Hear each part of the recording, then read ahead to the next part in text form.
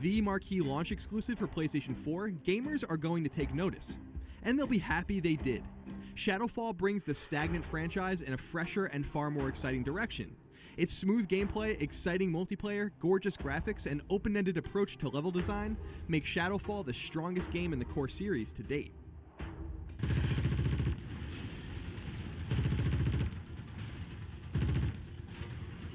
Shadowfall's plot attempts to take the series away from a straightforward, war-torn scenario, and puts it into something more nuanced. Without spoiling too much, let's just say that Killzone 3, released in 2011 on PS3, ended with a bang. Those events changed the relationship between the Vectans and the Helghast permanently, forcing them into a sort of Cold War scenario where they both live on the same planet, one split in half by a massive wall that circles the entire circumference of Vecta. But decades later, old, nasty feelings persist, and the Helghast and Vectans live a sort of uneasy peace. The Shadow Marshals, the ISA's version of Black Ops, are often at the center of conflicts between the two sides, and that's where your character, Lucas Kellen, comes into play. The story itself is a little underdeveloped, and even a bit silly at times, especially with some uneven voice acting.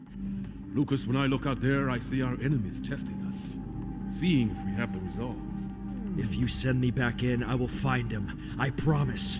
But the theme is awesome and novel for the franchise. Of course, everything's helped out considerably by Shadowfall's stunningly beautiful graphics. It tends to run well, and its color palette in particular is exceptionally vivid for a Killzone game. Long gone are the days of drab grays, blacks, and browns.